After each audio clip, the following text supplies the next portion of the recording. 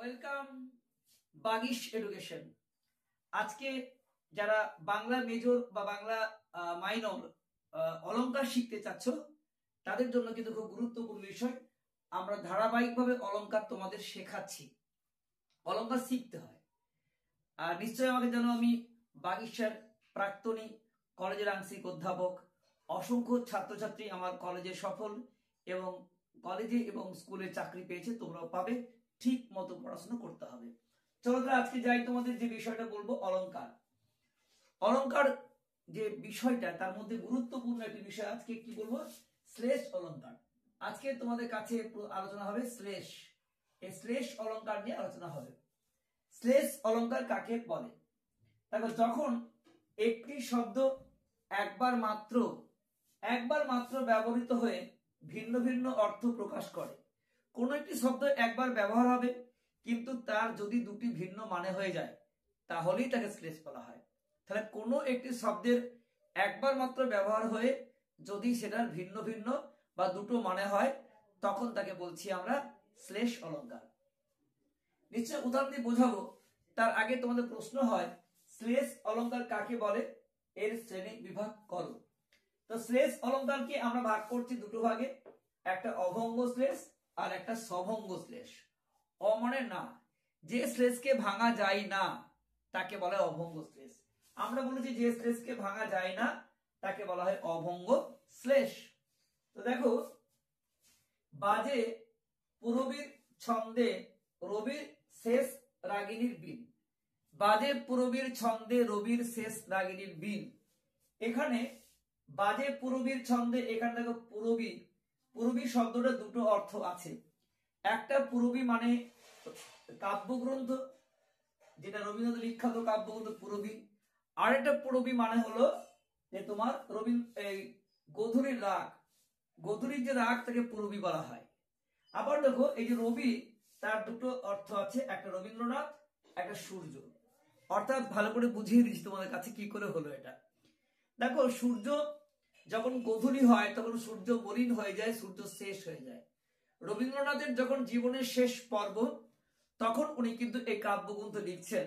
তাই সূর্যের শেষ হয়ে যাওয়ার সাথে রবীন্দ্রনাথের জীবনের শেষ হয়ে যাওয়ার মধ্যে একটা সুন্দর সাদৃশ্য রয়েছে। তাই উনি এই বাক্যটা ব্যবহার করেছেন, বাজে পুরবীর ছন্দে রবির শেষ রাগিনীর বিন। অর্থাৎ সূর্যের গধূলি লগ্নে শেষ হয়ে যাচ্ছে, আর কবি রবীন্দ্রনাথ তার পুরবী কাব্যগ্রন্থ লেখে তার জীবন হয়তো শেষ করবেন। এই নিয়েই ও লিখছেন বাজে পুরবীর ছন্দে রবির শেষ রাগিনী বিন। তাহলে পুরবী মানে একটি রবীন্দ্রনাথের কাব্যগ্রন্থ, আর পুরবী মানে গধূলির যে সূর্য লাল হয়ে যায় সেই সময়টা বলছি। ওই সময় একটা সঙ্গীতের রাগ, সেই রাগটাকে বলি আমরা পুরবী রাগ। বিভিন্ন সময় বিভিন্ন রাগ থাকে গানের, এই সুরটাকে আমরা গধূলি রাগ বলি। তাই এখানে পুরবী মানে হচ্ছে গধূলি রাগ। আর রবি, একটা রবি মানে রবীন্দ্রনাথ, আর একটা রবি মানে হচ্ছে যে তোমার এখানে সূর্য অস্তমিত হচ্ছে কখন, যখন গধূলির রাগ, অর্থাৎ যখন গধূলি লগ্ন সূর্য লাল হয়ে যায় ঠিক সেই মুহূর্তে। আশা করি বুঝতে পেরেছ যে একটি শব্দের দুটি করে মানে আছে, তাই না? পুরবীর দুটো মানে, রাগী এবং রবির দুটো মানে। তাহলে কোনো একটি শব্দের দুটি করে মানে এলে তাকে আমরা বলি অবশ্যই যে তোমার অভঙ্গ শ্লেষ। তো চলো, তোমাদের লাস্টে আমি খুব কাছে এনে তোমাদের দেখিয়ে দেবো, তো স্ক্রিনশট নিয়ে কলেজে পড়াশোনা করতে পারবে। যারা আমার পরিবারের সদস্য আছো তারা তো অবশ্যই মোস্ট ওয়েলকাম। এখনো যদি কেউ সদস্য না হয়ে থাকো বলবো চ্যানেলটিকে সাবস্ক্রাইব করো, লাইক করো, বেল আইকন ক্লিক করতে ভুলে যাবে না এবং এই ক্লাসগুলো মিস করবে না। চলো, তোমাদের বাকিটা ভালো করে দেখো, আমি খুব কম সময়ের মধ্যে খুব সহজে বুঝিয়ে দিই। তাহলে সভঙ্গ শ্লেষ কাকে বলে? যে শ্লেষ ভাঙা যায় না, স মানে হ্যাঁ, অ মানে না, অ মানে কি না। তা যে শ্লেষ ভাঙা যায় না তাকে অভঙ্গ, আর স মানে হ্যাঁ, যে শ্লেষ ভাঙা যায় তাকে সভঙ্গ শ্লেষ বলা হয়। তা যে শ্লেষ ভাঙা যায় তাকে সভঙ্গ শ্লেষ বলা হয়, অর্থাৎ সভঙ্গ শ্লেষকে ভাঙতে হয়। যেমন দেখো, পৃথিবীটা কার বশ, এটা লাইন। এটা একটা প্রশ্ন বলতো যে পৃথিবী কার বশ। তোমরা সবাই জানো পৃথিবী টাকার বশ। আজকে যার হাতে টাকা আছে গোটা পৃথিবী তার হাতের মুঠোই। তাহলে এই যে টাকার উত্তরটা, পৃথিবী কার বশ, উত্তর টাকার। এই টাকার পেলাম কোথায়? এইখানে টা আর এখানে কার যোগ করো, টা আর কার টাকার। তাহলে এর মধ্যে মধ্যে কিন্তু উত্তর রয়েছে পৃথিবীর কার বশ, উত্তর টাকার বশ। তাহলে এটা একবার পৃথিবীটা কার বশ প্রশ্ন, তাকে আবার ভেঙে বলছি টাকার। অর্থাৎ একটা শব্দকে না ভাঙলে একটা অর্থ, ভাঙলে একটা অর্থ, ভেঙে আসছে বলে একে বলা হয় সভঙ্গ শ্লেষ। এরকম অনেক বিষয় আছে দেখো, যেমন ধরো অপরূপ রূপ কে সবে, আমি তোমাদের দেখাচ্ছি। অপরূপ রূপ, অপরূপ, অপরূপ রূপ কে সবে, কে সবে, অপরূপ রূপ কে সবে। তাহলে কেশব মানে কে সবে, যে প্রশ্ন করো শবদেহের উপরে কে, কৃষ্ণ, কৃষ্ণ এই সরি কালী, মৃতদেহ শ্মশানে কে থাকে, কালী। আর অপরূপ রূপ কেশব মানে কি, কেশব মানে কৃষ্ণ, এমনি কেশব মানে কৃষ্ণ, স্বাভাবিক কেশব মানে কৃষ্ণ। কিন্তু কে সবে শবদেহের উপরে কে, তখন কিন্তু কৃষ্ণ থেকে কালী হয়ে যাবে। অর্থাৎ দেখতেই পাচ্ছ যে কেশব শব্দটি দুটি অর্থ, ভাঙলে না ভাঙলে হচ্ছে তোমার কৃষ্ণ, ভাঙলে হয়ে যায় কালী, এটি ভেঙে আসছে, এই জন্য এটাকে বলছি আমরা সভঙ্গ শ্লেষ। তাহলে বোঝা গেছে এরকম প্রচুর বিষয় আছে, যে শেফালি রায়ের সাথে আমার এক ফালিও পরিচয় নেই, তাহলে শেফালি যে ফালি আছে আর এখানে ফালি ফালি মিল আছে, এরকম প্রচুর বিষয় আছে, যমক ক্লেশ নানা রকম অলংকার তোমাদের কাছে আছে। আশা করি তোমরা এটা বুঝতে পেরেছো। আরেকবার কাছে এনে দেখিয়ে দিচ্ছি তোমাদের কাছে, দেখো। তাহলে বিষয়টি হচ্ছে, তোমরা এটি বড় প্রশ্ন থাকবে, কি কি থাকবে ভালো করে দেখে নাও। প্রথমেই তোমরা যাবে যে স্ক্রিনশট নিয়ে নিতে পারো বা খাতায় লিখে নিতে পারো, আমি আরেকবার দেখিয়ে দিচ্ছি। শ্লেষ অলঙ্কার কাকে বলে?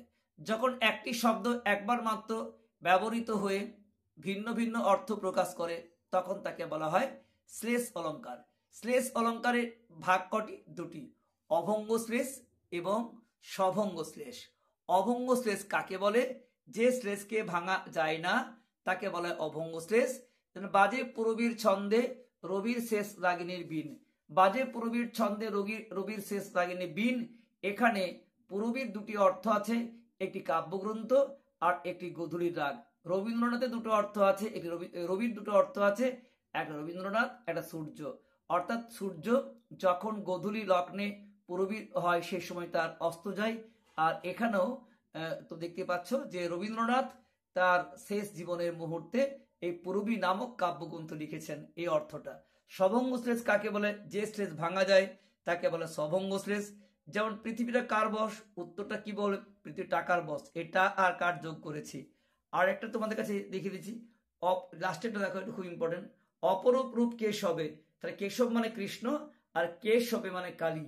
এর আটটা বিষয় দেখ, শেফালি রায়ের সাথে এক ফালিও পরিচয় নেই, এখানে এটা কিন্তু যমক ইউজ করতে পারো, আবার ভাঙলে এটাকে শ্লেষও আনতে পারো, যে শেফালির মধ্যে ফালি আছে ভাঙলে, আর এখানে এক ফালিও ফালি আছে। যাই হোক, তোমাদের কাছে মোটামুটি বোঝা গেল যে তাহলে সুপ্রিয় ছাত্রছাত্রীরা, তোমরা বুঝতে পেরেছো কিভাবে তোমাদের অলংকার সৃষ্টি হয়। তোমরা এভাবে যদি পার্ট পার্ট বুঝতে পারো, তাহলে নিশ্চিতভাবে তোমাদের গ্রামার, যে অলংকার, ছন্দ, কোনো বিষয় সমস্যা নেই, পুরো হাতের মুঠে নাম্বার পাবে। আগামী দিনে তোমরা যে এসএসসি বা চাকরি পরীক্ষা, নিট পরীক্ষা বসবে, সেখানে তোমরা প্রফেসরি পরীক্ষা বসবে কলেজে, সব জায়গায় তোমরা কিন্তু সফল হবে, তোমাদের ভিত মজবুত হবে যদি নিখুঁতভাবে তোমরা কিন্তু গ্রামার শেখো। আর ঠিকভাবে গ্রামার না শিখলে তোমার জীবনে কিন্তু ব্যর্থতা। তাই বলবো ভালো করে শেখো এবং সফল হও। আর যদি তোমাদের এই বিষয়ে কোনো মন্তব্য থাকে অবশ্যই কমেন্টে জানিও। এছাড়া আমাদের একটা টেলিগ্রাম চ্যানেল আছে, t.me/বাগিশ এডুকেশন, ডেসক্রিপশন বক্সে দেওয়া থাকে, ওখানে ক্লিক করে মেম্বার হয়ে যাও। বিনামূল্যে সব তোমরা কলেজের সব তথ্য, প্রশ্ন উত্তর সব পাবে, নোটস এবং গাইড। এবং তোমরা যদি আমাদের একটা অনলাইন কোচিং আছে, তার হোয়াটসঅ্যাপ নাম্বার দিচ্ছি 9434160271। এই অনলাইনে আমাদের ক্লাস হয়, যে কোনো ক্ষেত্রে খুব স্বল্প মূল্যে বিনিময়ে তোমরা এখানে যোগদান করতে পারো। আর তোমরা নিজেরা যদি বিনামূল্যে পড়ো তাহলে হোয়াটসঅ্যাপ রয়েছে, তোমার টেলিগ্রাম চ্যানেল রয়েছে, এবং তোমরা আমাদের ফোন নাম্বার 9434160271 বা নিয়মিত তোমরা ইউটিউব চ্যানেলে থাকো এবং তোমাদের যত বন্ধু আছে শেয়ার করে দাও। তাহলে আমরা যেভাবে কোচিং সেন্টারে এবং কলেজে পড়াই সেভাবে তোমরা কিন্তু হাতের মুঠোয় পেয়ে যাবে সেই সমস্ত ক্লাস। সকলের সাফল্য কামনা করে আজকে শেষ করছি। দেখা হচ্ছে নেক্সট ভিডিওতে। এই পর্যন্ত সকলে ভালো থেকো।